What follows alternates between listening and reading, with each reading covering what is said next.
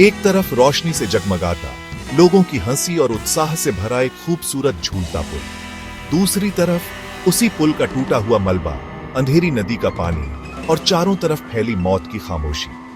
यह तस्वीरें मोरबी के उस ऐतिहासिक पुल की हैं जो कभी शहर की शान हुआ करता था।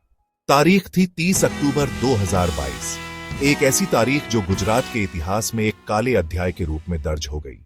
मोरबी का यह झूलता पुल, जिसे झूलतो पुल के नाम से भी जाना जाता था, सिर्फ एक ढांचा नहीं था, यह शहर की पहचान था, एक जीवित इतिहास था। इसका निर्माण 19वीं सदी में मोरबी के शासक सर वागजी ठाकुर ने करवाया था।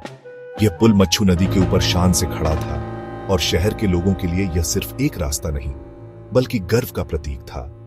पीढ़ियों ने इस पुल पर चलते हुए अपनी यादें बनाई थीं। बच्चे यहां खेलने आते थे, परिवार यहां शाम को टहलने आते थे।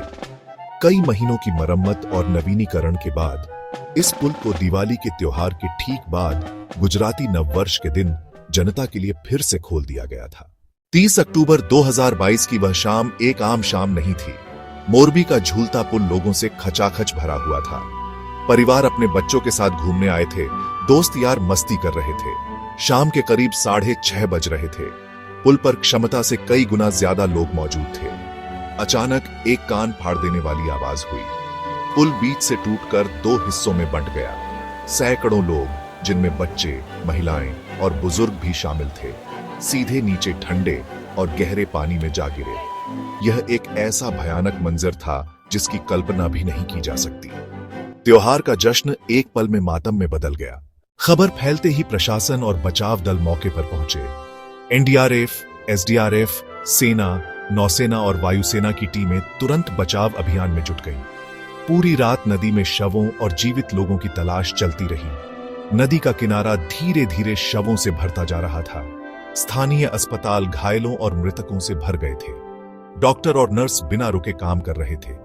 एक परिवार के 7 सदस्य, जिनमें 5 बच्चे भी शामिल थे, उस शाम पुल पर घूमने गए थे। उनमें से कोई भी जीवित नहीं लौटा। एक महिला जो बच गई थी बार बार यही कह रही थी, मैंने अपने दोनों बच्चों को अपनी आंखों के सामने डूबते देखा, मैं कुछ नहीं कर सकी। मोरबी शहर, जो कुछ दिन पहले तक त्योहार की रोशनी से जगमगा रहा था, अब पूरी तरह से मातम में डूब चुका था।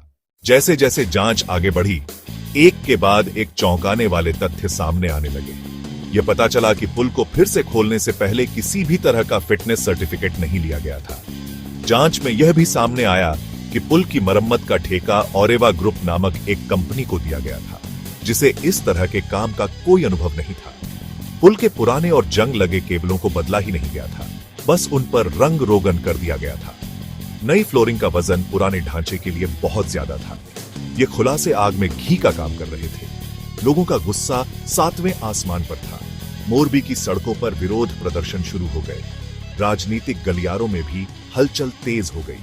विपक्ष ने सरकार पर गंभीर आरोप लगाए और पूरे मामले की निष्पक्ष जांच की मांग की। इस मामले में पुलिस ने ओरेवा ग्रुप के मैनेजरों और कर्मचारियों सहित कई लोगों को गिरफ्तार किया। मोरबी पुल हादसा सिर्फ एक दुर्घटना नहीं है, यह हमारे समाज और व्यवस्था के लिए एक बहुत बड़ा सबक है। इस त्रासदी के बाद देश भर में पुराने पुलों और सार्वजनिक संरचनाओं के सेफ्टी ऑडिट की मांग उठी है। हर नगर पालिका और प्रशासनिक इकाई को अपने क्षेत्र में ऐसी सभी जगहों की नियमित जांच करानी चाहिए। ठेके सिर्फ योग्य और अनुभवी कंपनियों को ही दिए जाने चाहिए। फिटनेस सर्टिफिकेट और सुरक्षा मंजूरी जैसी प्रक्रियाओं का कड़ाई से पालन होना चाहिए। अगर हम इन बुनियादी बातों पर ध्यान देंगे तो भविष्य में ऐसी कई त्रासदियों को होने से रोक सकते हैं। आज जब हम उन 135 आत्माओं को याद करते हैं जिन्होंने उस शाम अपनी जान गंवाई, तो हमारी आंखें नम हो जाती हैं। उन्हें सच्ची श्रद्धांजलि यही होगी कि हम एक ऐसा समाज बनाएं जहां हर इंसान की जिंदगी को कीमती समझा जाए। मोरबी का टूटा हुआ पुल हमेशा हमें उस लापरवाही की याद दिलाता रहेगा, लेकिन यह हमें एक मजबूत और सुरक्षित भविष्य बनाने के लिए प्रेरित भी करता रहेगा। आइए हम सब मिलकर यह प्रण लें कि मोरबी की कहानी दोबारा नहीं दोहराई जाएगी। सतर्क रहें, सुरक्षित रहें, क्योंकि हर जान कीमती है।